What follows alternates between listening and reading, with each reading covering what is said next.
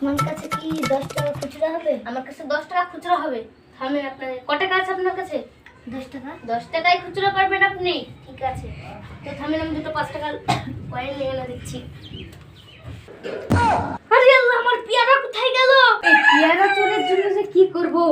কালকেও 3টি পেয়ারা চুরি হয়ে গেল গাছে থেকে, আবার আজকে সব পেয়ারা গেল চুরি হয়ে গেল।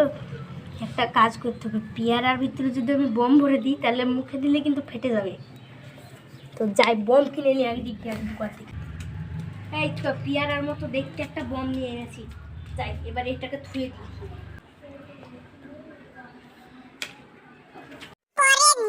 আজকে অনেক সুস্বাদু পেয়ারা, আজকে অনেক সুস্বাদু পেয়ারা। ঠিক আছে, তাহলে আপনারা পেয়ারা নেবেন তো?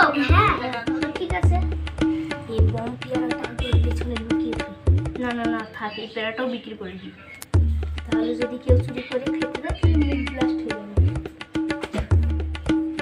তো ঠিক আছে, আপনারা তাহলে পেয়ারাটা নেবেন বলছেন? ভাই পালিয়ে তো আজকাল কি করব? একদম করে আবার কি বলছে ফিস করে টাকা আমাকে খুচরি দেন। 100 টাকা খুচরি? ঠিক আছে, থামেন। পেয়ারা নেবেন না, ঠিক আছে?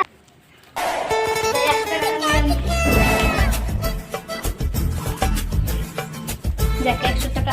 আরে আমার পেয়ারা গাল আবাও কালকের মতো চুরি হয়ে গেল। এই যাই প্যারাগুলো তো চুরি করলে খাই লেখা ভাই। ওরে আল্লাহ গো, পেয়ারার ভিতর বম ছিল আমি তো জানিনি।